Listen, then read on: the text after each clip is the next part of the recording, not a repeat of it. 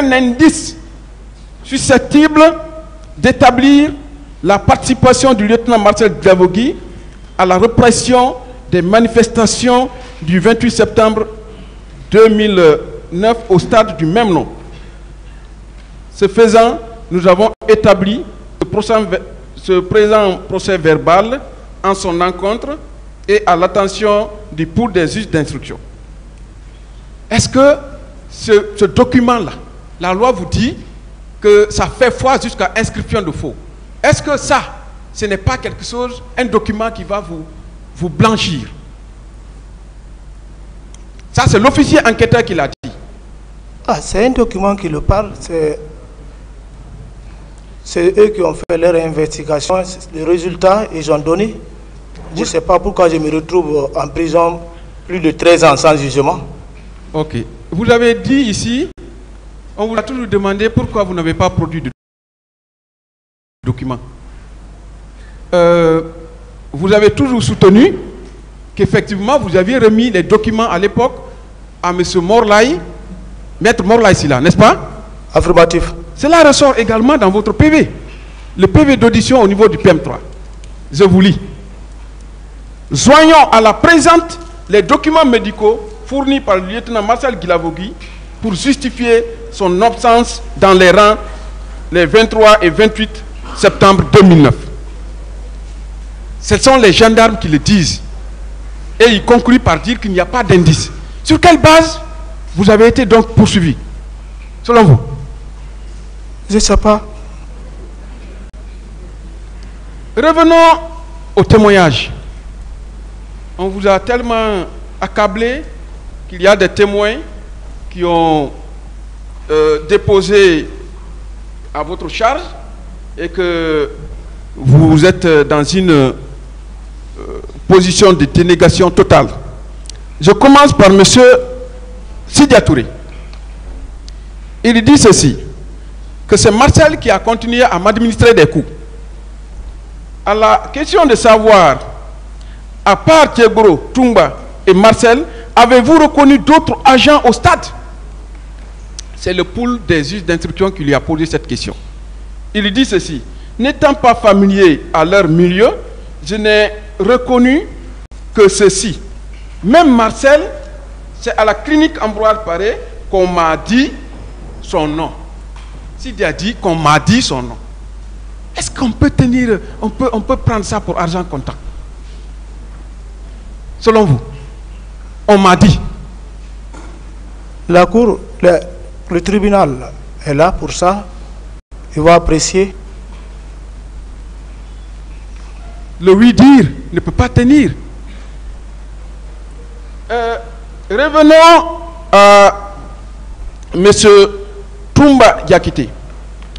Il a dit également que lorsque il était 12 heures, que quand il est allé voir Dadis, que vous avez commencé à dire « Mon commandant », il ne vous a pas répondu.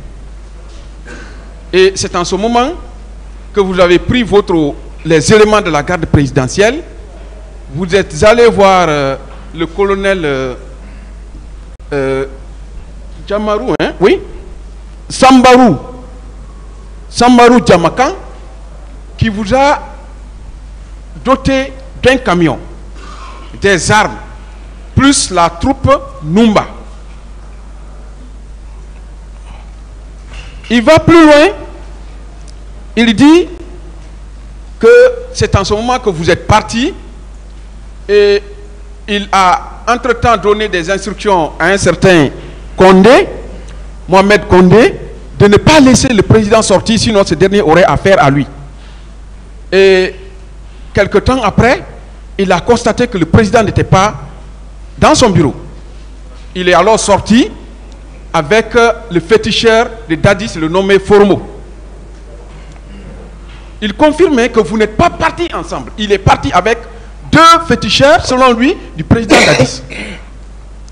Est-ce qu'à partir de là, vous qui êtes l'un des éléments de la garde présidentielle, votre supérieur hiérarchique dit que vous n'avez pas bougé avec lui pour aller au stade. Est-ce qu'à partir de là, il peut encore affirmer qu'il vous a vu au stade?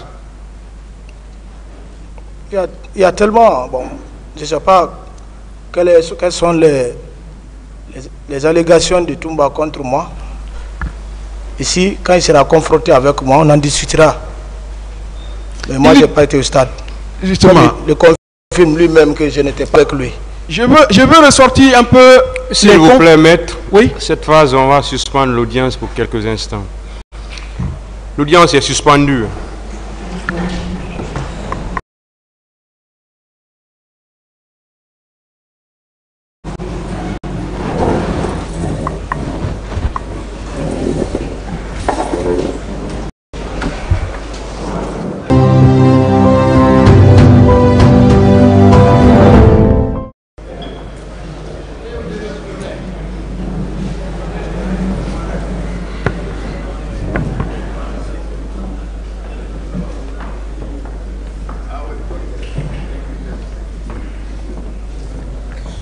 L'audience est reprise, veuillez vous asseoir.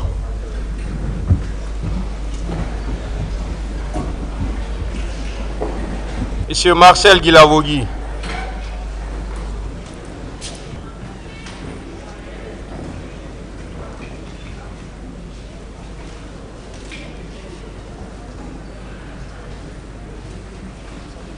La défense avait la parole pour ces questions. Continuez, s'il vous plaît. Vous pouvez vous asseoir, hein, si vous le souhaitez. Alors, je continue.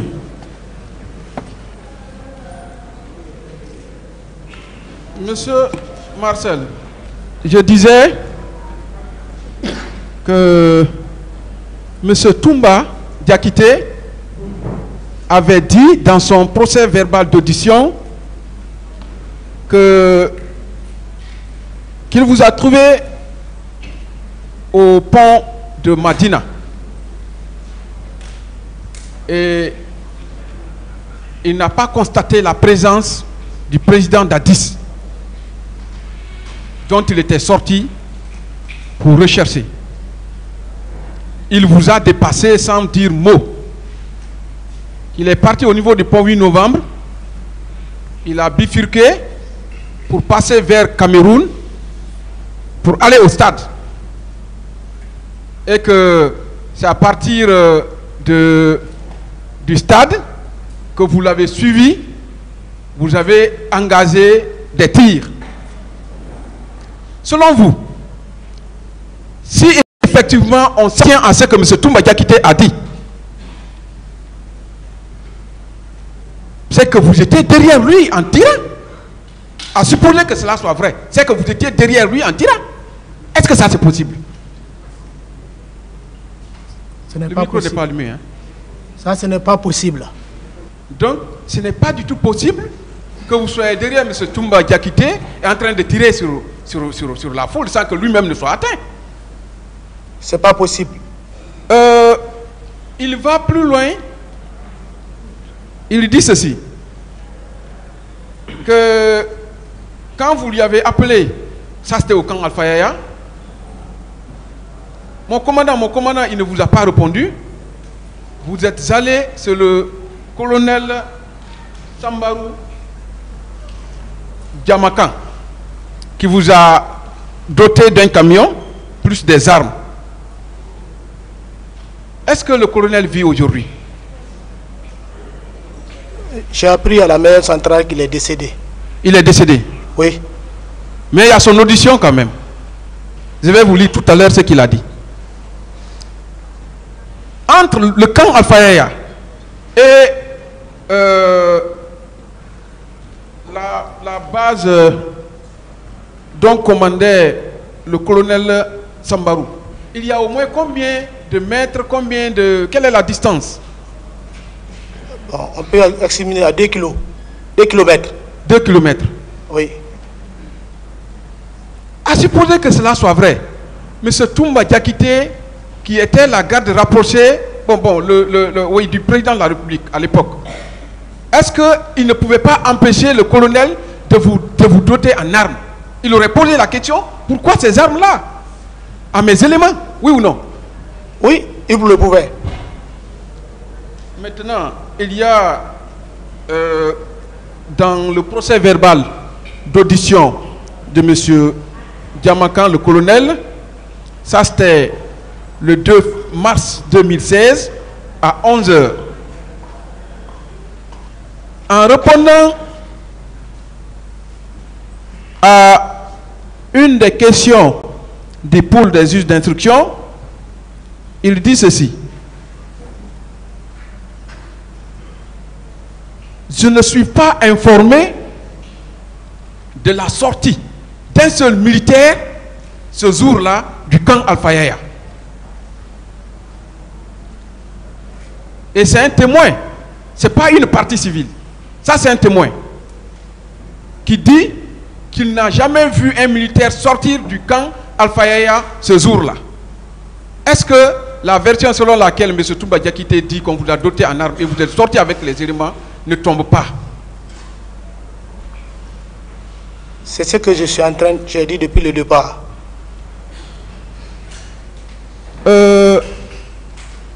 Selon vous, c'est quoi un procureur?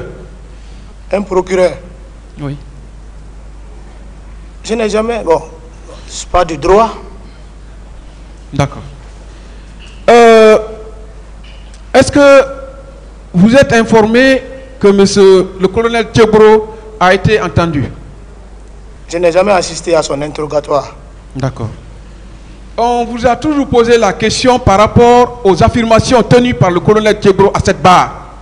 D'ailleurs, qui sont très douteuses parce qu'il n'est pas constant dans ce qu'il dit. Tantôt il dit oui, j'ai vu quelqu'un qui ressemblait à Marcel. Tantôt oui, j'ai vu quelqu'un à la porte.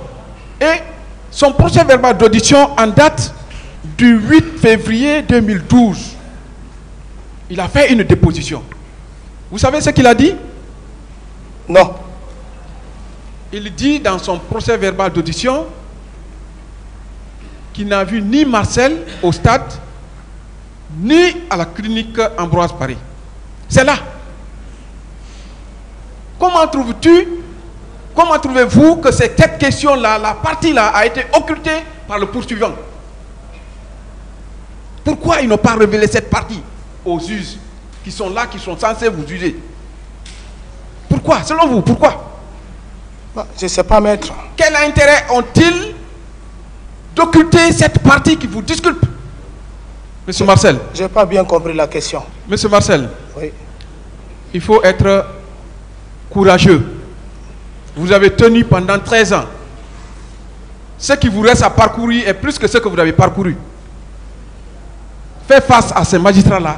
Parle en haute intelligible voix. Ce président, il vous suit. C'est un psychologue. Posez la question, maître. Oui. De l'autre côté, M. Boubacar Thiam suit. Posez la question, maître. Bien, Monsieur le Président. Je voudrais qu'il soit vraiment compréhensible. Posez la question. Vous faites trop de commentaires. Posez la question. Alors, le colonel Moussa Thiebro dit qu'il ne vous a vu ni au stade, ni à la clinique Ambroise Paré. Ça, c'est dans son audition, c'est dans le dossier. Et personne n'en parle. Selon vous, c'est la vérité qu'on cherche ou bien on cherche juste à vous mettre dans ce dossier-là? S'il vient affirmer ça ici avec des affirmations non fondées, vraiment, c'est étonnant. Maintenant, parlons de cette enquête-là. Je reviens sur l'une des déclarations toujours de M. Aboubakar Toumba Diakité dans son procès verbal d'audition numéro 351 du 16 décembre 2016, c'était à Dakar d'ailleurs, où il dit les protagonistes. Je lis une seule phrase, Marcel. Le général Sekouba Konaté était chargé des troupes aéroportées pour mettre de l'ordre dans la capitale sur ordre du général Lansana Conté. M. Moussa Dadis Kamara a tenté de convaincre le général Konaté, en cas de décès du général président, de se rallier à lui. Ce dernier était dubitatif parce que lui aussi avait son groupe. Ça, c'était dans les péripéties de la conquête du pouvoir. Et vous vous rappelez comment Dadis, monsieur le président Dadis a quitté le pays et qui a été son successeur, est-ce que, selon vous, il y a eu d'enquête sérieuse pour établir la vérité dans cette affaire, pour trouver les vrais coupables? À mon sens, je n'ai pas reçu quelqu'un pour me demander du cas des événements du 28 septembre. Bon, je suis vers la fin de mes questions. Vous avez combien d'enfants? J'avais 4. Le dernier à quel âge? Le dernier est décédé en 2022. Oui, elle est née... Que Dieu ait son âme. Il avait quel âge? Elle est née en 2010, j'étais en prison. Ça fait 13 ans. Elle est morte à l'âge de 13 ans. Et les autres? J'ai ma première fille avec moi. Les 2 autres sont dans la grande famille. Je vous remercie, Monsieur le Président. Merci, honorable membre. Merci, Monsieur le Président. Monsieur Marcel, durant 13 ans, on cesse à vous introduire au stade. Qu'est-ce que vous comprenez de cela? Pendant 13 ans, vous êtes resté constant, mais à tout prix, on veut démontrer que vous étiez au stade. Quel est votre sentiment par rapport à cela? Je parlerai d'une injustice à mon égard. Monsieur Marcel, si vous voyez les personnes accusées, est-ce que vous ne remarqueriez pas que ce sont des proches de Dadis qui ont des ennuis dans cette affaire, mais aucun proche du général Sekouba n'a des ennuis?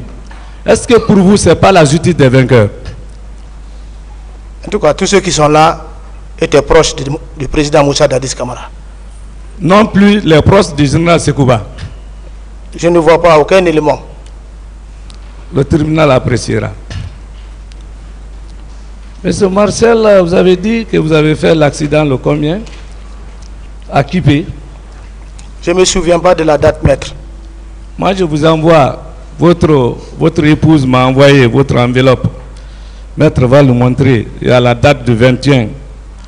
Je vous montre la date et vous me envoyez au tribunal. C'est siphonné, mais ça certifie que vous avez été effectivement admis.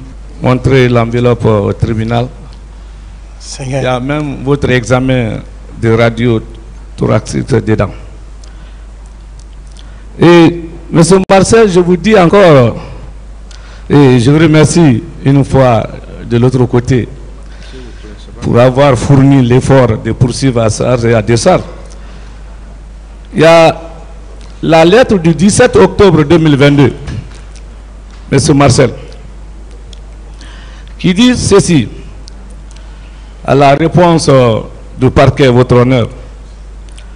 Nous faisons suite à votre courrier du 13 octobre 2022 relatif à votre sollicitation d'obtenir les informations sur le sieur Marcel Guilavogui, sous son passage au sein de notre clinique. Il a dit, je ne vais pas faire la lecture de l'intégralité, que nous pouvons confirmer effectivement son passage dans notre clinique pour des soins dans la nuit du 20 au 21 septembre 2009. On va le montrer. Donc, est-ce qu'à partir de là, tout ce que vous déclarez, ce n'est pas de la vérité? C'est de la vérité. Donc, rassurez-vous, et nous remercions d'ailleurs le ministère public. Bien sûr, peut-être c'était dans l'intention de dire que vous avez menti, mais ça vient à décharge pour démontrer effectivement que vous étiez hospitalisé pour une nuit avec des interventions courrier à l'appui. Monsieur Marcel, on vous poursuit pour des séries d'infractions selon l'arrêt de l'ordonnance de renvoi, au moins 6. On vous poursuit pour assassinat, meurtre, l'article 206, 208 du Code pénal guinéen. Ici, M. Marcel, on vous a identifié ou donné le nombre de personnes sur lesquelles vous avez tiré et tué? Non. Depuis l'enquête de police? Non.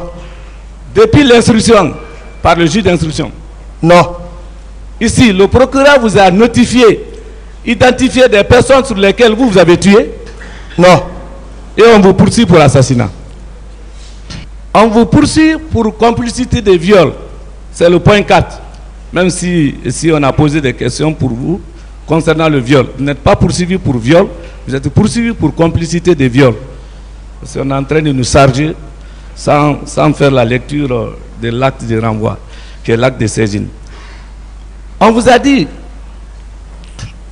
les agents, que vous avez instruit de violer une femme quelconque, ici? Non.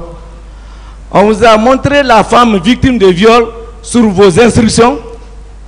On ne m'a pas montré. D'ailleurs, vous êtes garçon, vous n'avez pas invité un autre garçon pour ça. On vous poursuit pour enlèvement et séquestration. Monsieur Marcel, l'article 303 du Code pénal guinéen. L'accusation ici vous a montré la liste des personnes que vous avez enlevées et gardées par devers contre leur gré sans que ça soit hors de la loi. On vous a montré cela ici? Je ne les ai pas vus. On vous a dit l'endroit où vous avez amené les citoyens pour les priver de leur liberté de force? Non. Si l'accusation vous a notifié, voici les personnes victimes que vous avez interpellées, gardées par devers, les priver de leur liberté de force? Non. Alors, et pourtant vous n'êtes pas là parce que est-ce que vous avez mangé le 27 selon les questionnaires de l'autre côté? Vous êtes là pour savoir si vous avez enlevé un citoyen. Parce qu'il est de bon sens quand même que tout le monde mange. On vous poursuit selon le point 6b de l'accusation, l'ordonnance de renvoi, pour coups et blessures volontaires, article 239 du Code pénal guinéen. Monsieur Marcel, coups et blessures volontaires. On vous a donné la liste des personnes sur lesquelles vous avez donné des violences, des coups, et vous avez blessé les citoyens? Non, on ne m'a pas donné. Ici. Mais vous êtes poursuivi pour ça, hein? Parce que le droit pénal, c'est le droit de certitude. On vous notifie les personnes victimes de votre violence. Est-ce qu'on a notifié ça ici? Non. Et pendant 13 ans, on vous a dit qui vous avez blessé? Je n'ai jamais reçu, pendant 13 ans, un membre de la justice qui est venu à la maison centrale me demander ça, ou me faire extrait pour me demander à ça. On vous a confronté au cabinet d'instruction avec des personnes victimes de vous par violence? Je n'ai jamais, pendant ces 13 ans, je n'ai jamais été confronté à une personne concernant ce dossier. Donc, on accuse pour accuser, quoi. Accusé. Voilà. Le tribunal sera apprécié. Sur le point 9, on vous poursuit pour vol. Vol à main armée. Article 373. Article 381. Article 382 du Code pénal. C'est la soustraction frauduleuse de la chose d'autrui. Est-ce qu'on a pris un objet de vol quelconque sur vous, que vous avez enlevé contre le gré des propriétaires? Non. Est-ce que vous avez vu des victimes de vol qui ont dit c'est Marcel qui m'a enlevé mon téléphone, ma voiture, quoi que ce soit, ici, dans l'accusation? Je n'ai pas vu. Et pourtant, vous êtes poursuivi pour vol à main armée aussi, des appels d'infraction. Sur le point 11, c'est la 6e infraction maintenant. La non-assistance d'une personne en danger, l'article 297 et 298 du Code pénal guinéen. Monsieur Marcel, vous avez vu une personne menacée où sa vie, où l'intégrité physique était en péril, vous n'avez rien fait? Ça, c'est jamais fait devant moi. Eh mais c'est ça votre accusation. C'est pas si vous étiez au stade ou pas. C'est pour vous notifier les charges pénales. Non. Ok. Monsieur Marcel, votre souffrance, un peu, c'est pas seulement physique par rapport à votre liberté. Est-ce que vous pouvez nous dire dans quelles circonstances vous avez combien de maisons? Une seule maison.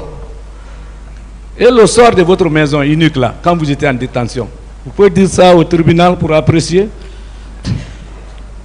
Lorsque je suis tombé malade en 2014, oui, j'ai presque passé 3 mois à Donka. oui. C'était complètement fini. C'est l'ex-ministre d'alors du professeur Alpha Condé, Makanera Kake, et son épouse Émilie, qui est une parente, comme une mère, tant que son enfant n'est pas sorti de prison, cherche toujours à concourir auprès de certaines personnes pour obtenir sa liberté. L'épouse de Makanera, M. Makanera, Émilie Koivogi, et Thomas. Donc, la famille, ma mère, comme elle faisait des réunions communautaires pour soutenir le professeur Alpha Condé, donc ma maman lui a consulté. Ça a quelque chose en relation Monsieur avec le, ce procès. Monsieur le Président, et la patience, nous avons Non, fait s'il 13 vous ans. plaît, je veux savoir, ça aboutit à quoi? Parce qu'on est parti le faire signer pour l'enlever l'unique maison pour pouvoir le permettre une liberté. Ça fait partie de la procédure. Posez une autre question. Voilà, non, laissez-lui partir jusqu'au bout de ses idées. Posez une autre question. Monsieur Marcel, votre maison, son sort actuellement, c'est une question. Posez une autre question, maître. Mais je ne suis pas tenu. Je pas lié à ce procès. Je ne suis pas orienté dans mes questions et je ne serai pas encadré. Je le ferai dans l'intérêt de la défense. Cette question n'est pas liée à ce Bien sûr procès. que oui. Les gens sont partis l'amadouer pour l'enlever l'unique maison. Le peuple de Guinée saura. On ne peut pas nous faire taire à la défense. Monsieur Marcel, le sort de votre bâtiment, qu'est-ce qui s'est passé pour vous amadouer et vous retirer votre maison sous prétexte d'une liberté? C'est ça la justice guinéenne. Ils sont venus me dire qu'ils sont près du pouvoir, donc ils peuvent... Faites bref là-dessus. Dites comment on a enlevé votre maison au président. Maître, une fois de plus, cette question n'est pas liée à ce procès. Si on lui a retiré sa maison, d'accord, ce n'est pas lié à ce procès. Pour pouvoir lui permettre une liberté. Question pour qu'on puisse avancer. Pour lui permettre une liberté sans suite. Monsieur Marcel, vous avez été libéré? On m'a libéré une semaine. On me dit qu'il ne faut pas sortir de Conakry. J'étais sur ma grande soeur. Vers un matin, après une semaine, c'est l'épouse qui m'appelle de venir chez lui, de manger, après de me retourner. C'est dans la cour de M. Makanera, il a reçu un coup de téléphone, dire que de retourner encore à la maison centrale. Vous avez signé votre maison, la vente à combien? Bon, si j'ai un bon moment, c'était 430 millions. Pour votre liberté d'une semaine? Pour ma liberté. Et dès qu'ils ont reçu... Et vous êtes sorti pour une semaine, on vous a retourné encore? À me retourner. Malgré que vous étiez sous le mandat de dépôt? Oui. C'est ça la vérité. Et c'est ça, quand on est en yo-yo juridique, on ne peut pas nous faire taire. Voilà. Et quand vous allez être acquitté, ce qui est sûr, je suis convaincu que vous n'avez jamais été au stade, vous n'avez rien fait. Vous devez partir où aujourd'hui? Je vais chez moi à la maison construite. Qu'on vous a enlevé pour une semaine. Affirmatif. On ne va jamais perdre une maison pour une semaine. Oui. Le tribunal sera apprécié. Il y a beaucoup qui se passe entre la maison centrale et les coulisses. Et c'est ce qu'on ne veut pas qu'on puisse dire devant le peuple de Guinée. On continue, M. Marcel. En ce qui concerne votre garde à vue, vous avez fait combien de mois? Au PM3, j'ai fait 3 mois. 3 mois. Dans une république où la garde à vue ne saurait dépasser 48 heures renouvelables. Ils sont là-bas, hein, les grands poursuivants. Vous avez fait combien de mois? 3 mois. 3 mois. Est-ce que quand on dépasse les heures légales de détention en matière de garde à vue, tout ce que vous avez choses maintenant posées comme acte de déposition, ce n'est pas sous la violence morale, ce n'est pas sous la contrainte morale. Ce n'est pas en dehors de votre volonté, parce que vous étiez fatigué physiquement. Au-delà de 48 heures, est-ce que pendant les 3 mois, vos dépositions là sont valables? Ce ne sont pas valables parce que... C'est sous la contrainte. C'est contrainte. Voilà. Et on vous dit que de l'autre côté, vous avez donné la liste des personnes.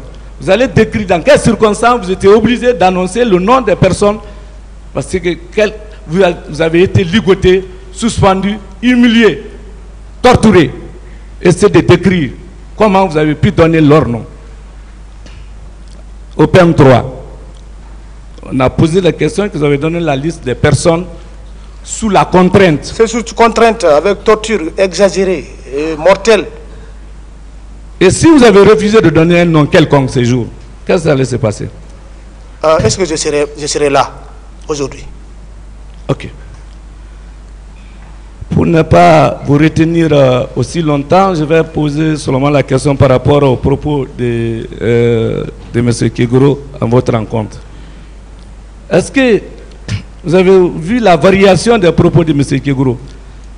Tantôt, selon son PV d'opposition, il est formel, il ne vous a jamais vu. À la barre ici, au départ, il persiste, il signe qu'il a vu Marcel. Troisième version, j'ai vu Marcel à la sortie de la porte. Quatrième version, avec la dame de la défense, Maître Souadou Arbo, que non, j'ai vu une personne loin de moi. Peut-être ça ressemblait à Marcel. Est-ce que quand une personne donne des variations aussi, on peut croire à ça? Monsieur Marcel, une seule personne donne 4 versions à la fois devant le même tribunal, de façon solennelle. Est-ce que ces propos-là maintenant sont valables? Pour moi, à mon analyse, ces propos ne sont pas valables. C'est simple, parce que vous êtes constant. Pendant 13 ans, on n'a pas pu démontrer que vous êtes au stade. Et lui, ici, il a donné déjà 4 propos. Est-ce qu'on peut croire à cela? On ne peut pas croire.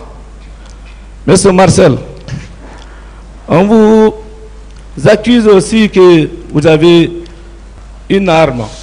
On vous a même dit, vous avez dit 2. Est-ce qu'en votre qualité de militaire, vous n'êtes pas habilité à posséder l'arme? Surtout, une garde présidentielle doit être dotée d'armes. Monsieur Marcel, on vous dit que vous êtes garde-corps de M. Dadis. Est-ce que, à partir du moment où M. Moussa Dadis n'a pas été au stade, il n'est pas raisonnable que vous allez rester autour de lui? Est-ce que c'est forcé que vous allez le quitter pour être ailleurs? Je n'ai pas bien compris. À partir du moment, au-delà de votre maladie, que le président Dadis n'a pas été au stade, ça c'est au moins formel. Vous êtes son garde et homme de confiance en tant que neveu. Avec des mouvements pareils, est-ce qu'on peut, c'est prudent de laisser même un neveu, votre garde-corps, vos hommes de confiance loin de vous? C'est possible? Je ne pense pas si c'est possible. Je vous remercie, honorable membre de ce tribunal. Que justice soit faite. Merci, Monsieur le Président. Je voudrais demander à M. Marcel Guilavogui, est-ce que vous pouvez revenir brièvement sur les circonstances de votre interpellation et par qui? Comment est-ce que vous avez été interpellé et par qui? J'ai été interpellé au domicile le 31 mars 2010 par un groupe d'escorte de la gendarmerie nationale. À votre domicile? Oui, à mon domicile. Rappelez-moi la date. Le 31 mars 2010. Le 31 mars 2010. Les événements ont eu lieu le 28 septembre 2009. Affirmatif. Et vous avez été interpellé en 2010.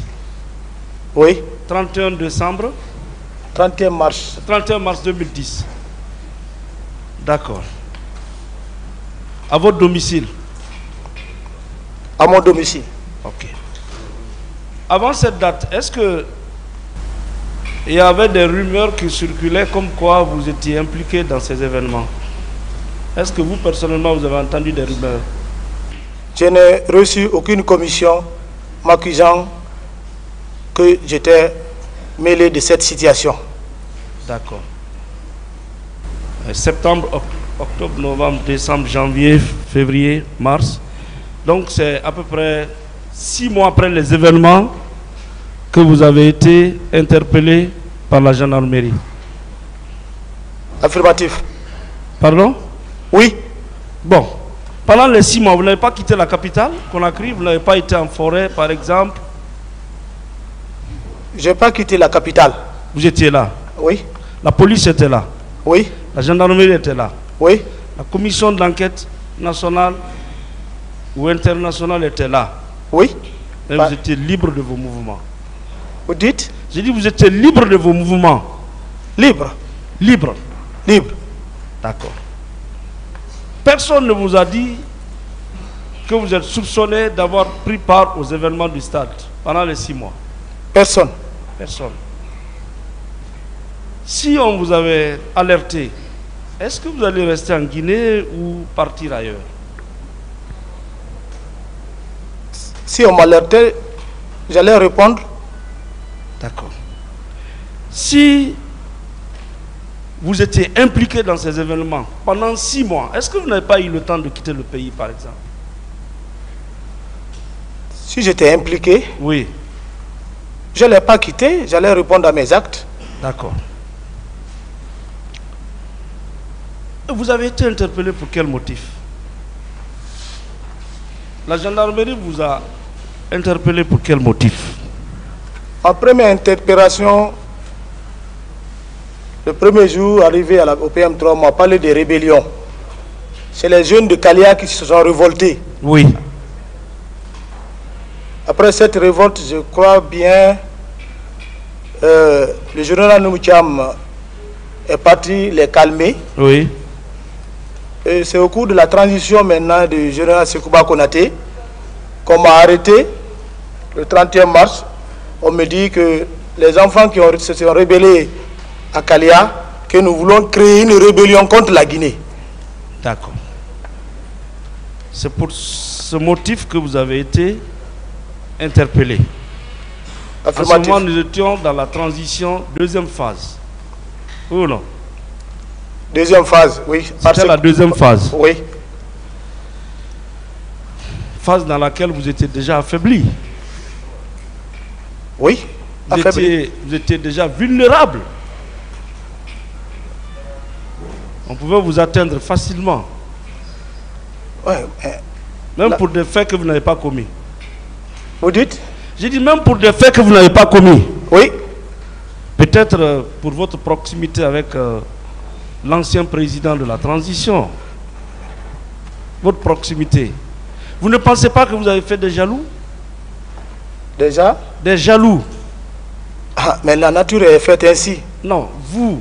Oui, je sais. Marcel Guilavogui. Oui, parce que quand on te dit que tu es arrêté pour rébellion, s'il vous plaît, et que cette affirmation n'est pas vraie, tu te retrouves, on te libère encore immédiatement. Parce que vous savez, tout le monde veut être dans les grâces du chef.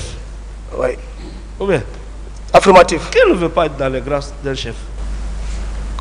Dans les bonnes grâces. On vous dit que vous êtes le neveu du président de la République. De surcroît, vous faites partie de sa sécurité. Vous ne pensez pas que cela vous a créé des jaloux? Beaucoup. Dans votre milieu même? Je pense très bien. Bien. Donc, quand vous avez été interpellé pour l'affaire de Kalia, on vous a laissé partir. Ou bien c'est sur le champ que vous avez été notifié pour cette affaire du 28 septembre. Ils ont donné l'ordre de me libérer dans le bureau du général Noumoucham. Oui. Et le général Baldé et le général Baldé et le général Noumoucham se sont consultés pour me dire, toi, bon, il faut attendre d'abord, tu as une autre situation, tu vas répondre ça, demain tu vas aller. Et voilà, c'est demain, jusqu'à présent, je suis en prison. Voilà, quand on parle du général Noutiam, je souhaite que Dieu ait son âme. Il a été aussi l'une des victimes. Dieu ne dort pas aussi. Pour 15 jours, il a fait plus de 8 ans en prison. Entre parenthèses. Maintenant, vous avez été retenu sur instruction du général Noutiam. Feu général Noutiam. Et le général Baldé. Et le général Baldé. Oui. C'est le général Baldé même qui a dit, bon, mon fils, parce que je le disais, papa, mon fils, reste calme, c'est juste des petites questions, on va te poser, bon, mais faire le gendarme avec moi, quoi.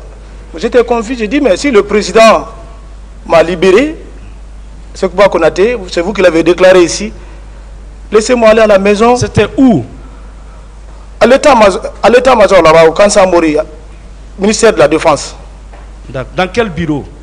Dans le bureau du feu général Sekouba Noumoucham. D'accord.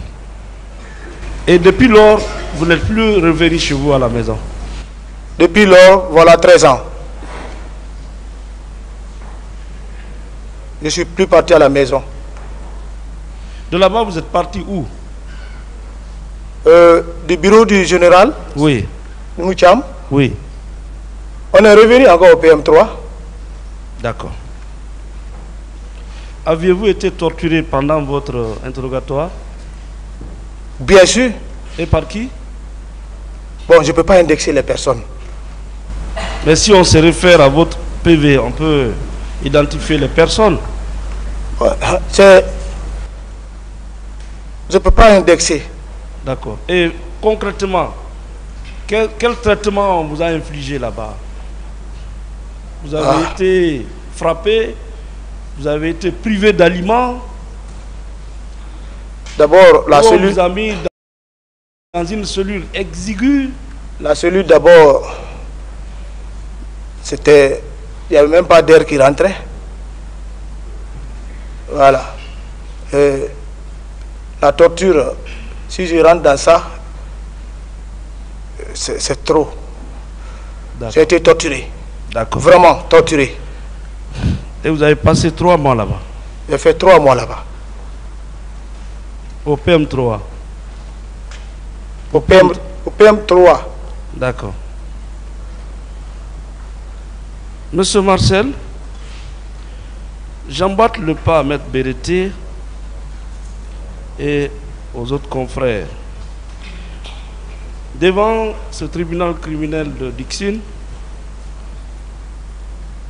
délocalisé pour la cause dans le palais qui nous reçoit, vous êtes poursuivi pour 6 chefs d'accusation. Premièrement,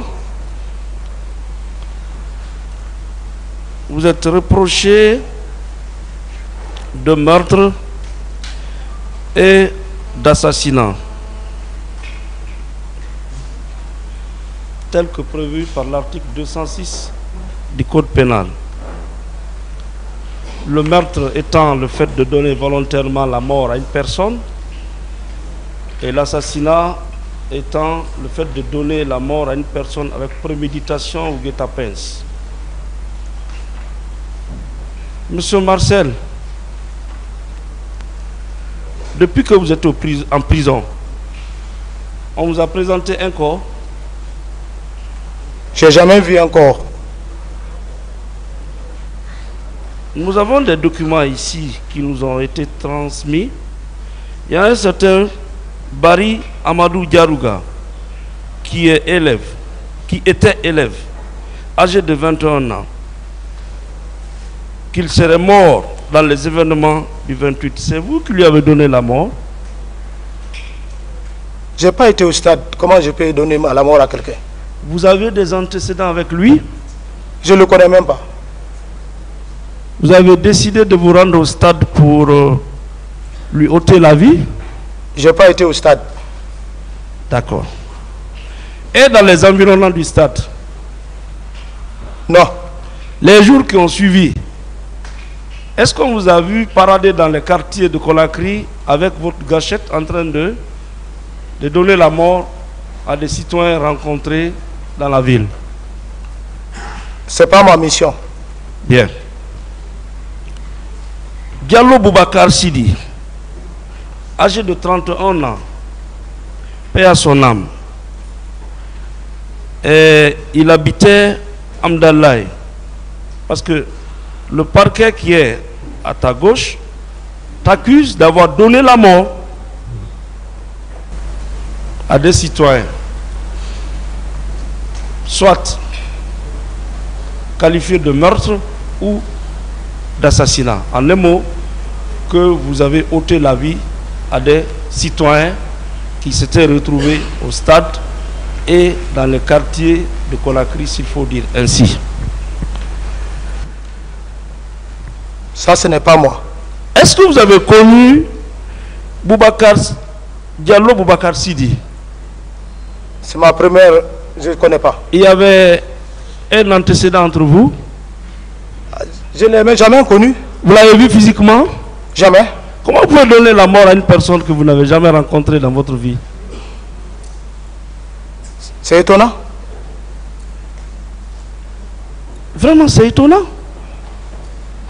Ba Mamadou Aliou, âgé de 44 ans, il était taulier. L'enquête dit qu'il a trouvé la mort le 28 septembre 2009 dans les événements. Et vous êtes aujourd'hui accusé d'avoir donné la mort.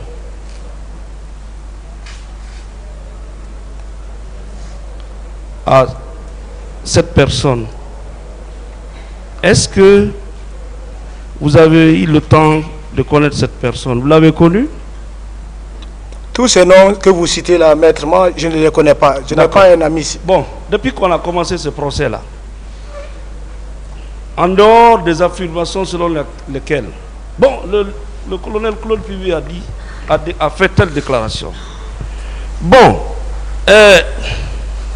nous avons entendu le colonel Tchebro déclarer tel, en dehors des simples affirmations là.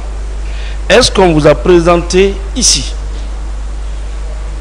des certificats de décès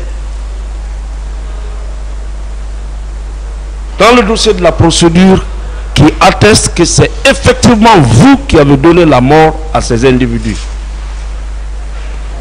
De mon jour d'arrestation jusqu'à ce jour, je vous dis, je n'ai reçu aucun magistrat. Rien. Sauf mon audition. Absolument rien. Oui. Ces personnes qui sont décédées, est-ce qu'ils seraient décédés? Est-ce que ce sont vos armes que vous possédez légalement qui les ont donné la mort? Cela a été rapporté. Je n'ai pas été au stade. Une seule fois. Comment mon arme peut être utilisée? Et comment on peut nous convaincre que ces personnes qui sont décédées par suite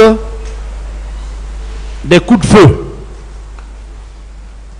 Dès lors qu'il n'y a aucune pièce dans le dossier qui le prouve. Bon, je ne sais pas. Ce qui revient à dire que l'accusation n'est pas fondée. C'est ça? L'accusation n'est pas fondée. Donc, conséquemment, les noms qui ont été cités, les parents m'excuseront, je voudrais juste prendre des cas précis, parce que nous sommes à la phase définitive de ce dossier. Tout doit se discuter ici. Mais à mon avis, vous n'avez donné la mort à aucun Guinéen ces jours-là, ni de façon volontaire, ni de façon préméditée. C'est ça? Oui, maître. Bien. Et nous attendons tantôt les parties civiles, tantôt les témoins déguisés qui viendront dire le contraire dans cette salle. Oui ou non? Ah, c'est déjà monté. D'accord. Parce qu'un autre accusé ne peut pas être un témoin contre un autre accusé. Oui ou non? Ça, c'est obligatoire. Bien. Alors, vous êtes également poursuivi dans cette affaire pour des faits qualifiés de complicité de viol. et attentat à la pudeur. Ces faits sont prévus par le code pénal. Complicité de viol. Monsieur Marcel,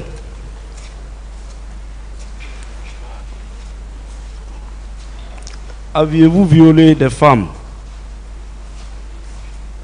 au stade? Je n'ai pas été au stade, je n'ai pas violé une femme. Et je n'ai jamais violé une femme dans ma vie. Est-ce que vous avez aidé, soit par assistance, soit par instigation, soit par collaboration, les personnes qui sont poursuivies pour ces faits de viol et d'attentat à la pudeur? J'ai dit ça depuis ma première compagnie. Est-ce que vous connaissez d'abord les gens qui ont commis ces infractions-là?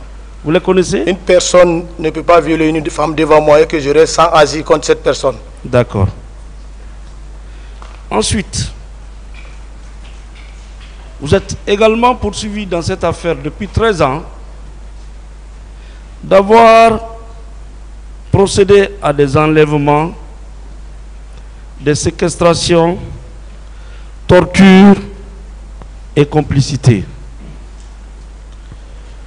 Enlèvement. Au moment de ton arrestation, on a trouvé combien de Guinéens dans votre maison? C'est ma famille qui était là.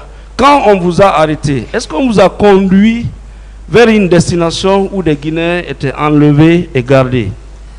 Non. Sans titre ni droit. Le jour de mon arrestation, après le domicile, ils m'ont conduit au PM3.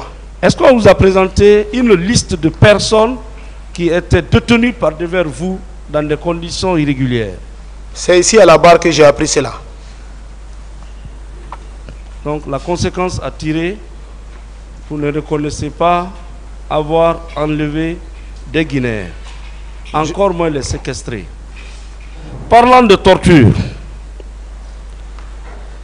aviez-vous pratiqué la torture sur certains Guinéens relativement aux événements du 28? Non. Depuis 13 ans, est-ce que une personne s'est présentée devant vous ou devant les enquêteurs avec des blessures pour soutenir que c'est vous qui lui avez fait ces blessures? Je n'ai jamais vu, je n'ai jamais reçu. À ce stade, depuis 13 ans, vous êtes privé de votre liberté. Est-ce qu'on peut conclure que vous avez été simplement arrêté et impliqué dans cette affaire parce que tout simplement, vous étiez un des proches du président de la République? Oui. Pour moi, oui. Et que cela pouvait sous-entendre même un règlement de compte, oui ou non? Oui. Et qu'il fallait coûte que coûte trouver des boucs émissaires, entre guillemets, monsieur le président, si vous me permettez l'expression. Et qu'il fallait coûte que coûte trouver des présumés coupables, oui ou non? Affirmatif. Et c'est dans ces conditions, comme vous étiez très proche du président de la République, il fallait que pour faire plaisir à certaines institutions ou à certaines personnes tapies dans l'ombre, il fallait qu'on vous présente comme étant l'un des participants à ces événements. C'est pas ça? Effectivement. Bien. Bon. Vous êtes également reproché des infractions de vol à main armée et complicité. Qu'est-ce que vous avez volé au cours de ces événements-là? Moi, je ne suis pas un voleur. Est-ce qu'il y a une perquisition à votre domicile après votre interpellation, M. Marcel? Ils sont rentrés chez moi prendre tout. Est-ce que tout ce qu'on a pris chez vous, il y a eu des personnes qui ont réclamé la propriété? Vous dites? Des biens qui ont été pris chez vous. Est-ce qu'il y a des Guinéens qui se sont réclamés propriétaires de ces biens? Je n'ai pas entendu et je n'ai pas vu. est-ce que des Guinéens sont venus vous accuser publiquement pour dire qu'ils ont été victimes de vol tel jour, telle heure, et que ces voleurs étaient armés et que vous soyez mis à l'index? Cela s'est fait une seule fois? C'est ici que moi j'ai appris ça. Non. D'accord. Donc vous n'avez jamais commis l'infraction de vol à main armée. C'est bien cela? Cela n'est pas dans mon éducation. D'accord. Si nous rentrons un peu dans les détails, parce que dans ce procès, c'est l'ordonnance de renvoi qui est la pièce maîtresse. L'ordonnance de renvoi qui a saisi le tribunal. Mon capitaine Marcel, vous avez eu le temps de lire l'ordonnance de renvoi?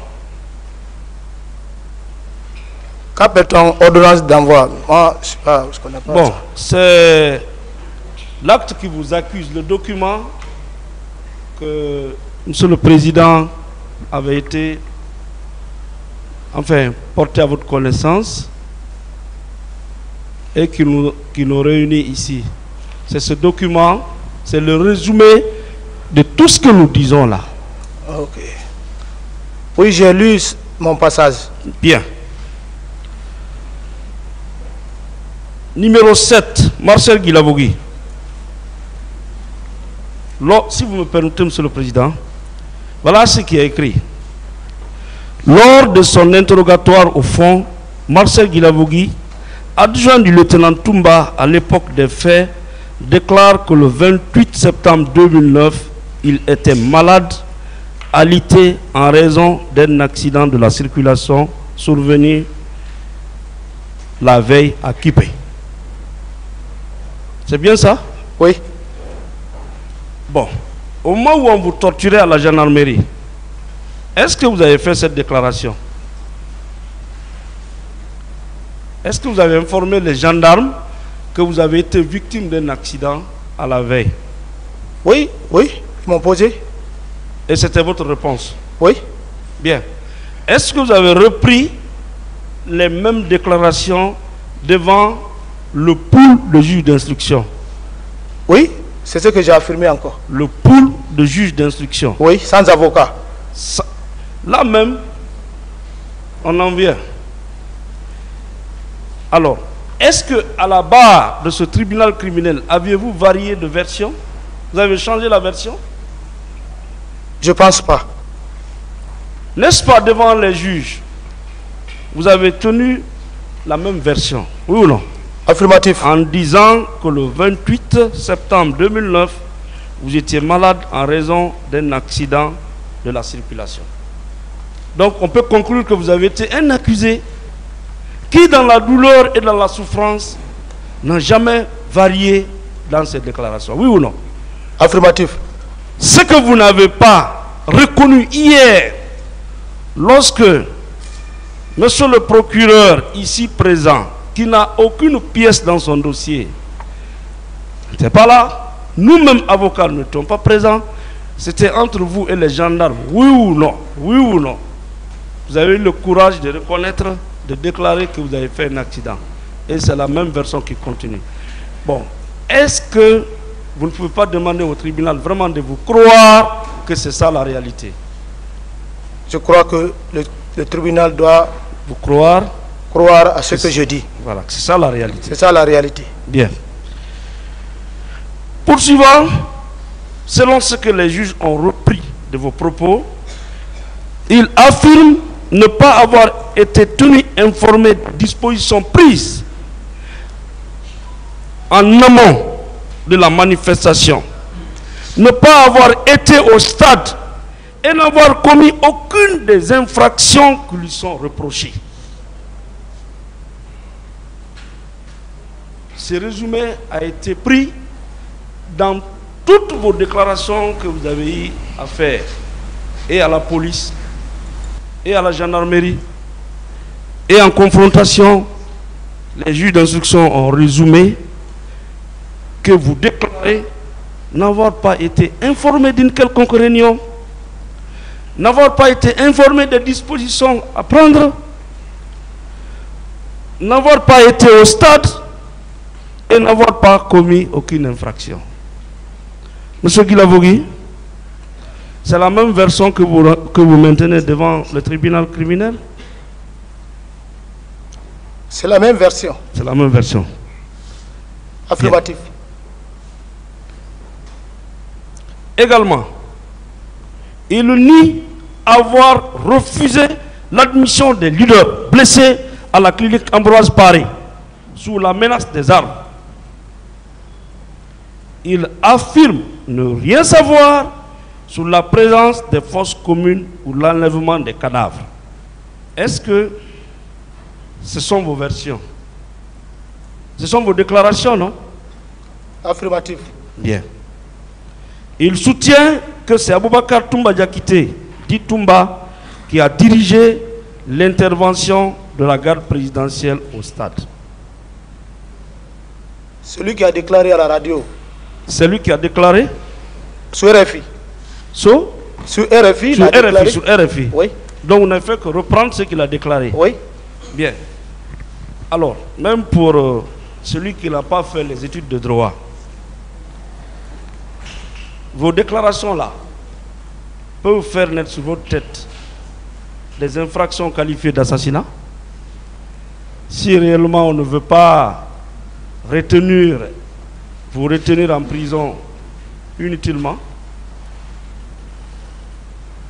est-ce que dans vos déclarations là, oui, vous pouvez être poursuivi pour avoir donné la mort? C'est possible?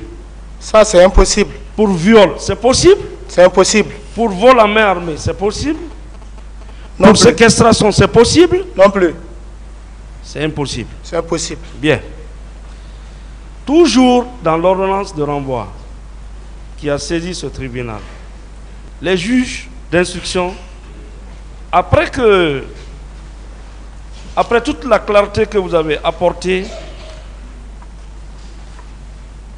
pour la manifestation de la vérité,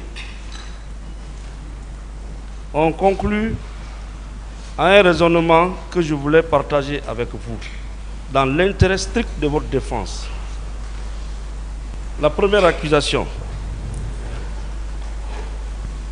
des meurtres et assassinats. Après que vous ayez fait toutes ces déclarations-là, qui en principe devaient aboutir à votre remise en liberté, le juge a estimé ce qui suit. Suivez-moi, hein, s'il vous plaît. Si c'est juste, vous me confirmez. Si c'est injuste, vous me le confirmez également. Marcel Guilavogui, commandant adjoint de la garde présidentielle, a, selon plusieurs témoignages, participé au meurtre, assassinat et autres exactions commis au stade. Bon, ça veut dire maintenant que les juges se sont substitués à vous pour écrire ce qu'ils veulent écrire, oui ou non? Affirmatif. Ça veut dire tout simplement qu'on est parti inventer d'autres choses selon plusieurs témoins, selon plusieurs personnes. Est-ce que vous trouvez cela conforme à vos déclarations? Cela n'est pas conforme à mes déclarations. Vous savez, au cabinet d'instruction, une fois on cherche les charges. La preuve, c'est là. Devant les juges, vous avez été clair. Ce que vous n'avez pas dit, c'est ce que les juges ont repris. En se fondant sur les déclarations de plusieurs personnes, de plusieurs témoins. Est-ce que vous avez été confronté à ces personnes? Je n'ai jamais été confronté à une personne. Pour que les magistrats aboutissent à ce raisonnement, est-ce qu'on vous a envoyé, comment appeler ça, dans un cimetière où on vous a dit, bon, c'est la tombe de tel. Bon, après, expertise balistique, l'arme que tu portais là, c'est cette arme qui a donné la mort à tel. Ainsi de suite. Cela a été fait? Je n'ai jamais reçu une personne. Ça veut dire qu'on est resté dans un bureau, comme la communauté nationale et internationale, suivent cette affaire. Comme vous avez été un des proches, parmi les proches du président Dadis, comme vous avez des ennemis dans les rangs, vous avez commandé, il faut vous amener ici. Affirmatif. C'est pas ça? Des questions, Bien. maître, s'il vous plaît. Donc, ces témoignages-là, plusieurs personnes là, qui ont fait des témoignages pour dire que vous avez assassiné, vous avez fait des exactions. Pour le moment, nous attendons que ces témoins viennent ici. Oui ou non? J'attends fermement. Bien. Ensuite, si nous venons, je prends les partis qui vous incriminent à tort et qui font de vous un accusé. Parce que vous savez, dans cette affaire, vous avez beaucoup souffert. Je ne sais pas s'il y a un autre qui a fait 13 ans plus. Des questions, maître, s'il vous plaît. Monsieur Marcel,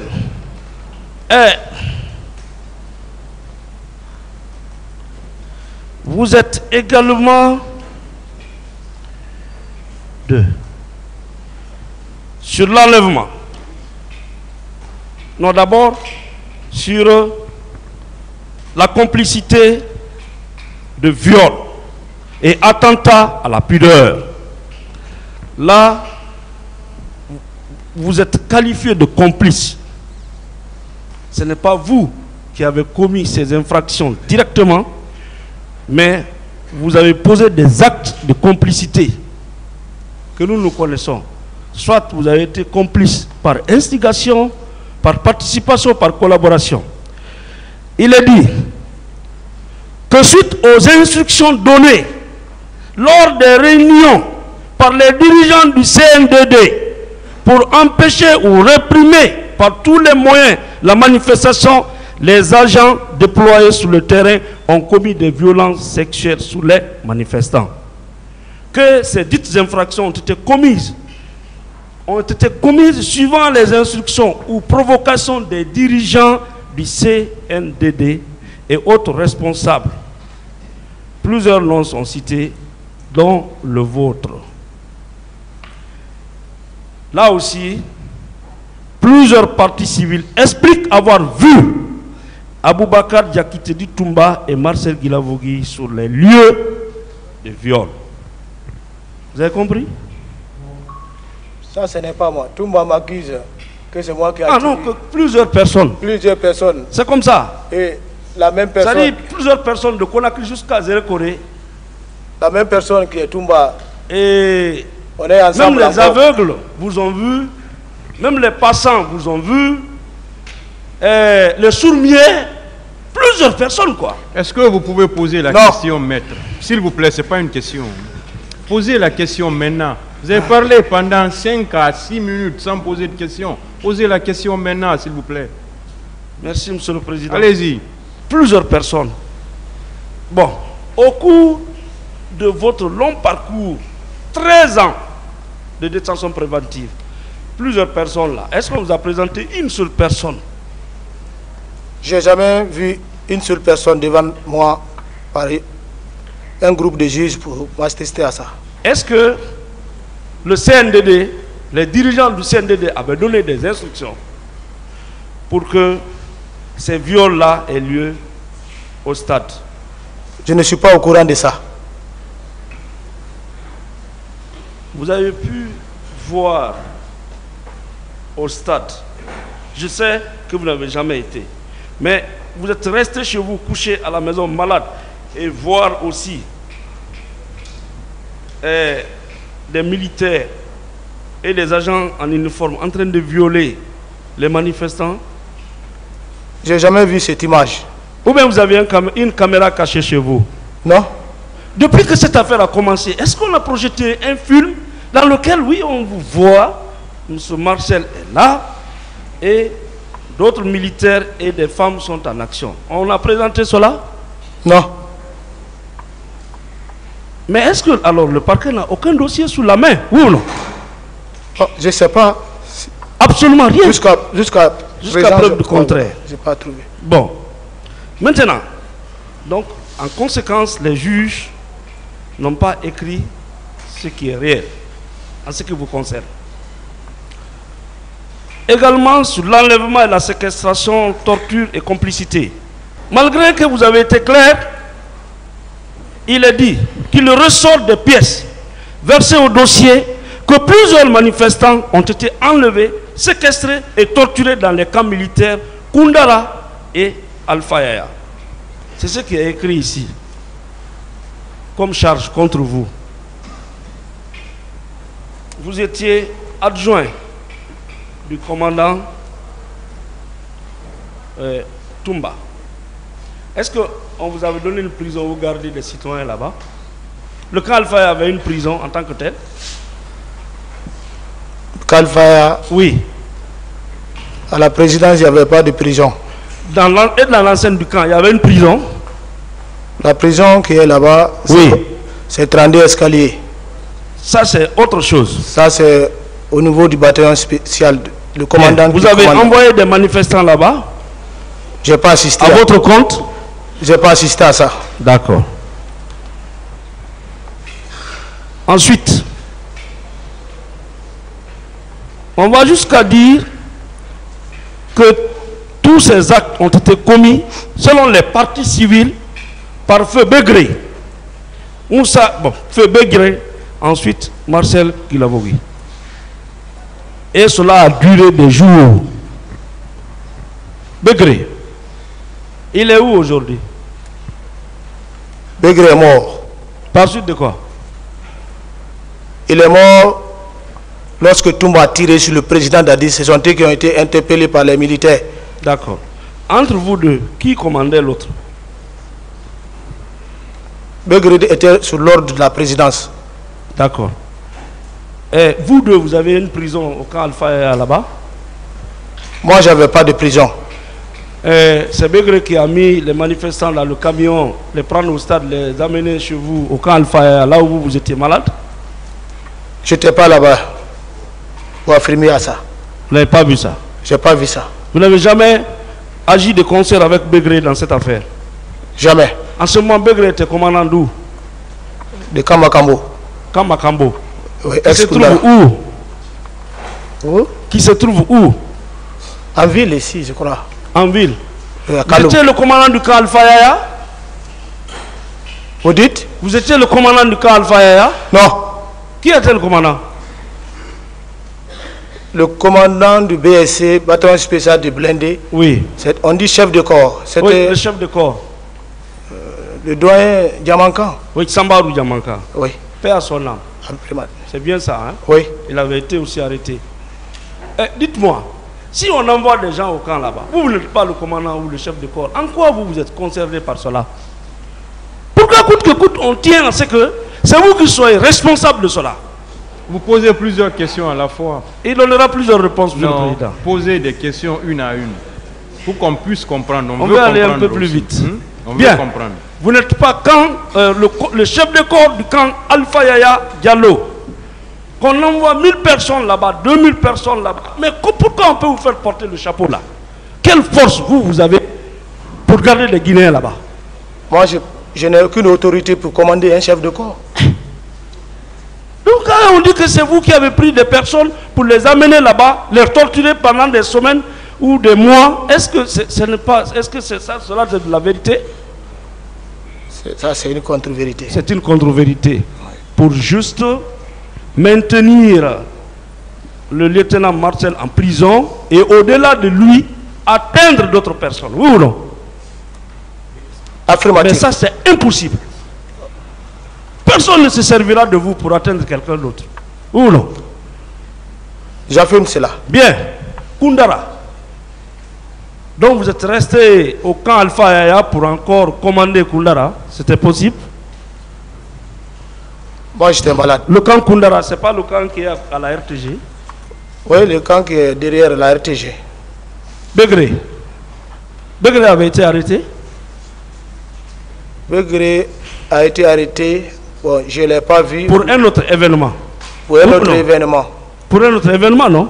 Hein? Qui n'est pas lié à cet événement, oui ou non? Qui n'est pas lié à cet événement. Il a trouvé la mort. Il a trouvé la mort, j'ai appris. C'est une contre-vérité de soutenir que vous avez torturé les citoyens au camp Al-Fayaya. Les coups et blessures volontaires, selon l'ordonnance de renvoi, toujours on dit encore, parce que comme il y a, on dit selon des témoignages concordants, on a cité plusieurs noms, on dit encore que Guilavogui Marcel a administré des coups et fait des blessures sur les citoyens. Est-ce que vous ne pensez pas que les magistrats vous ont chargé inutilement? Selon moi, c'est des charges Inutiles. Vraiment. Cela ne vous ressemble pas. Ce n'est pas vous. Ça, ce n'est pas moi. Vous n'avez donné de blessures, fait de blessures à personne. Non. D'accord. Également, on parle,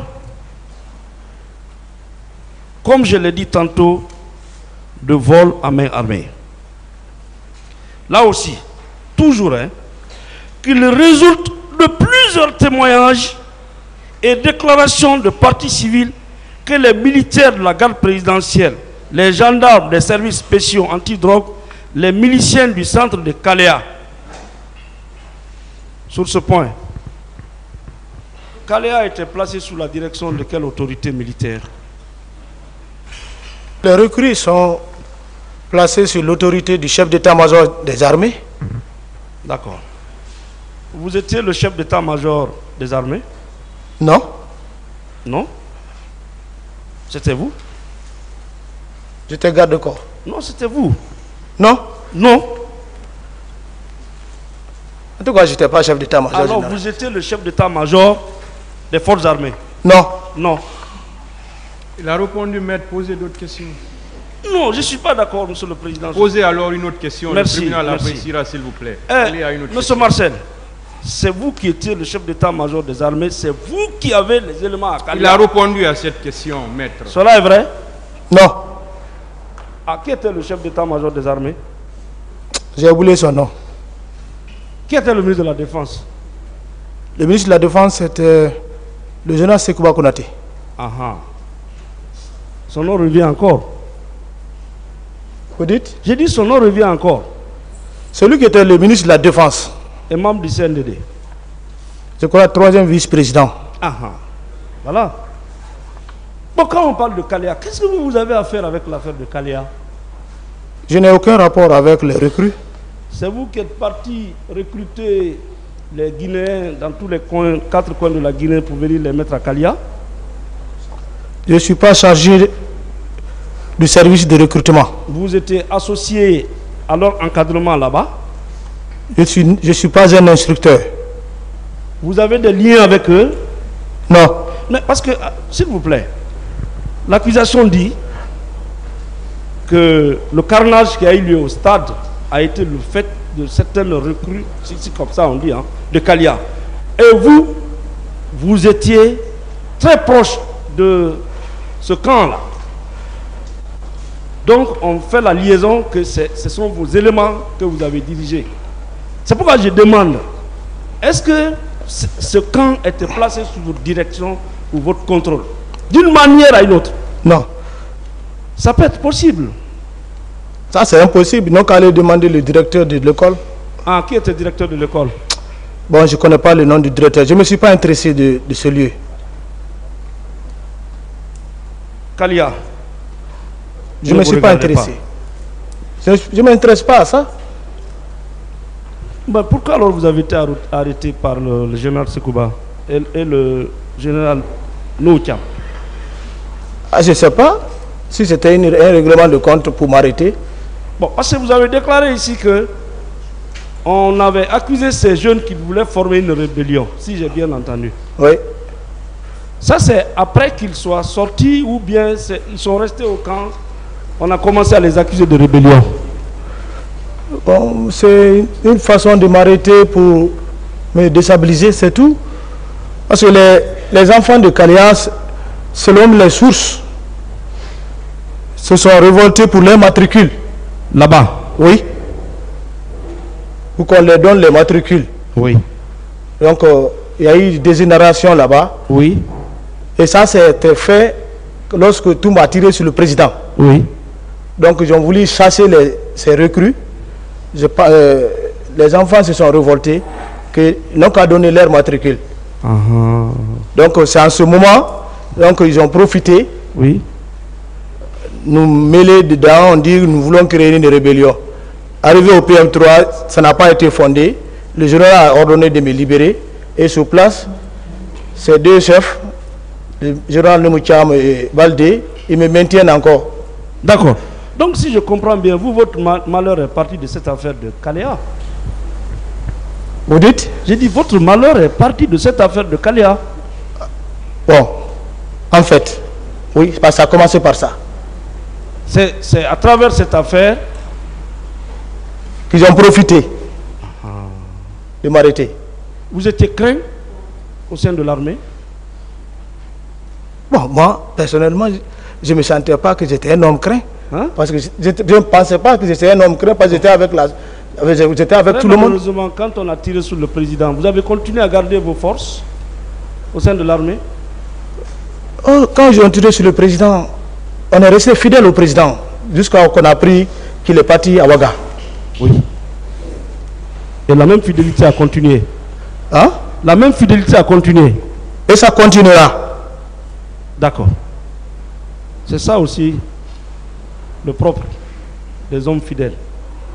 Dites-moi, donc c'est le général Sekouba Konaté et le général nous qui ont décidé de vous arrêter. Affirmatif. Dans cette affaire de Kalia. Personne ne pouvait nous arrêter si ce n'est pas l'ordre du général Sekouba Konaté et Nemoucham.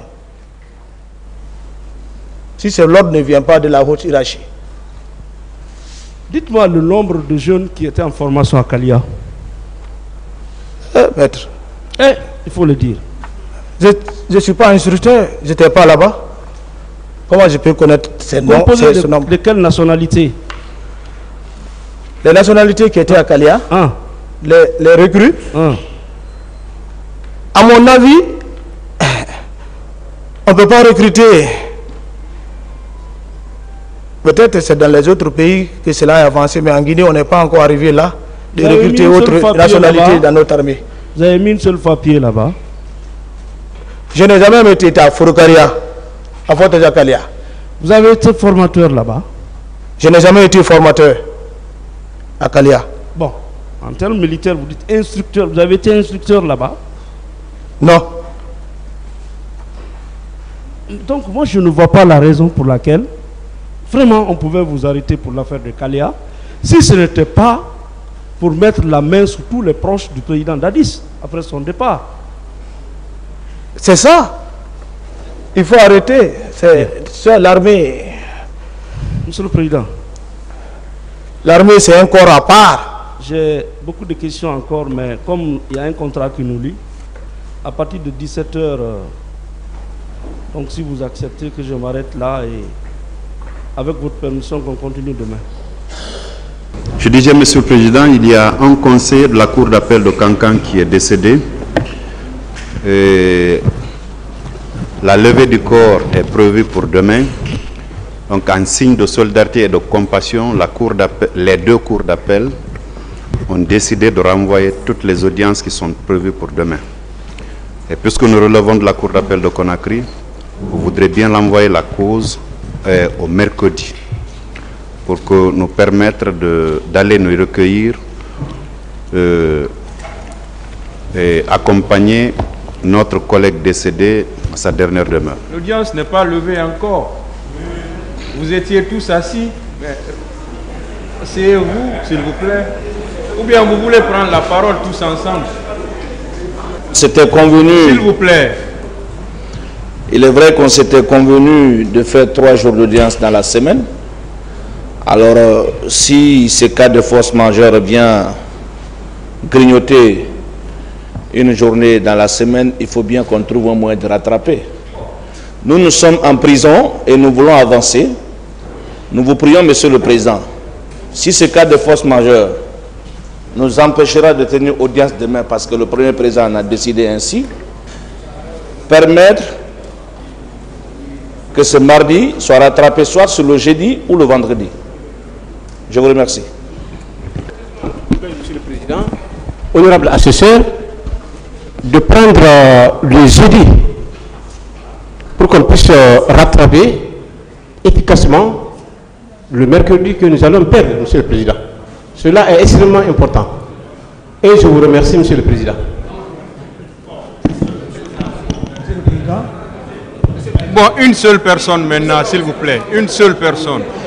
Attendez, avant de prendre la parole, désignez une seule personne qui va parler. Vous savez, Monsieur le Président, il y aura un problème entier en ce qui concerne la désignation d'un seul représentant dans la mesure où nous ne sommes pas constitués d'avocats pour défendre tous les accusés. Donc chaque avocat exprime son opinion par rapport aux intérêts de son client. Votre opinion alors, maître, allez-y. C'est pourquoi nous estimons, nous tenons bien au bien déroulé, Monsieur le Président, à l'accélération de ce procès. Mais nous devons avoir à l'esprit que nous avons des obligations professionnelles à l'égard de tous les clients. Notre souhait aujourd'hui, c'est de terminer les débats et éventuellement plaider aujourd'hui pour mettre ce dossier définitivement par derrière nous. Mais à l'état actuel de la procédure, Monsieur le Président, prévoir un calendrier du jeudi serait préjudiciable pour les renvois déjà opérés qui nécessitent notre présence personnelle. Vous savez, comme vous l'avez dit, et comme d'ailleurs tous les juges, chaque dossier est égal à un dossier. Et de ce fait, nous avons l'obligation professionnelle de nous organiser et tous les intérêts doivent être pris en compte. Pour le faire, nous estimons que le maintien des 3 jours dans la semaine ne nous paraît pas être une mesure dilatoire tendant à retarder la continuation du dossier de la procédure. C'est pourquoi nous, en tout cas, de notre côté, on s'oppose catégoriquement voilà, et à la tenue de l'audience du jeudi parce que ça ne pourra pas nous permettre d'y être et ça aurait des conséquences graves sur le déroulement des autres procédures. Je vous remercie. Merci. Monsieur le Président, je serai bref en peu de mots. Je vous présente toutes mes condoléances. La mort a frappé à la porte. On n'a pas arrangé, personne n'a demandé aux défunts de partir. Si ça arrive, on doit accepter la loi de la nature. Je ne dis pas question, nos cabinets doivent fonctionner. C'est un dossier parmi tant d'autres. Je vous prie de maintenir les 3 jours. Les conventions des partis, c'est la loi des partis. Si la mort a frappé, on vous présente toutes nos excuses et toutes nos condoléances. Mais on ne doit pas profiter pour nous prendre encore en otage le jeudi. Pas question. Je vous remercie. Qui vous prend en otage? De l'autre côté. Merci, Monsieur le Président. Monsieur le Président. Attendez, il a la parole déjà. Il a déjà la parole. Parce que entre eux déjà, ça ne va pas. Mais vous aviez déjà établi un calendrier, un programme d'audience. Lundi, mardi, mercredi. Mais si aujourd'hui nous avons été informés qu'il y a un décès, donc les audiences du mardi sont renvoyées. Ça, c'est toutes les juridictions de la Guinée. Parce que la cour d'appel de Kanka et la cour d'appel de Conakry. Ça ne veut pas dire qu'on va profiter de ça pour remplacer la journée du mardi au jeudi. Monsieur le Président, nous avons déjà établi les programmes. Nous sommes des cabinets d'avocats, nous avons des charges, nous avons des contraintes professionnelles. Donc, qu'il vous plaise de retenir que les 3 jours que vous avez préalablement établis, donc lundi, mardi et mercredi. S'il n'y a pas d'audience demain, Monsieur le Président, donc pour la semaine, sauf le mardi, le mercredi qu'il y aura audience. Donc je vous en prie, Monsieur le Président, je vous présente toutes les condoléances. La partie civile présente les condoléances à l'ensemble des magistrats de Guinée. Et veuillez retenir, Monsieur le Président, que pour cette semaine, sauf le mercredi, il y aura audience. Donc merci, monsieur. Bon, le tribunal va décider, s'il vous plaît. Les 3 jours qu'on a retenus ensemble continuent, lundi, mardi, mercredi. L'audience est renvoyée au 19 octobre 2022